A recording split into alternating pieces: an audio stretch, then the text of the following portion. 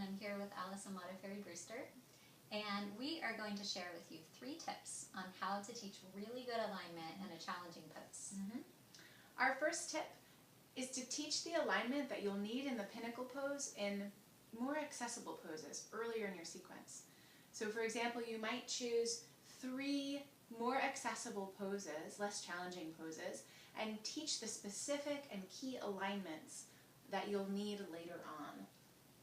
Then right before you're about to teach your challenging pose, you teach one that looks a lot like it. You know, it has the same elements, or at least most of those elements in the pose. And so you're right there, right next to, you're about to get to that really challenging pose. And what I like about placing a pose like that is that it's still accessible, but it's challenging already. And that gives a good landing place for some of the students in the class. So when you get to the pinnacle pose, you can go, well, you know, if they can't quite get there, you just refer them back. And so it becomes a modification As well. That's right, for the pinnacle pose. Absolutely. And then our third tip for teaching alignment in a challenging pose is to continue to refer back to earlier lessons. So those lessons were potentially in 3 or more poses leading up to the pinnacle pose. They may have even been in classes prior to that class that you're teaching.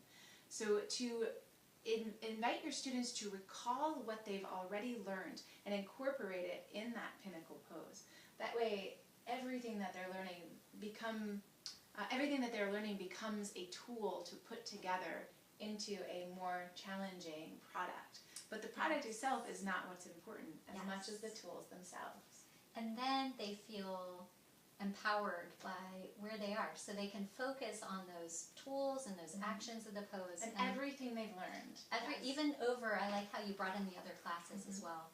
So these are 3 tips for learning going into alignment in a challenging pose.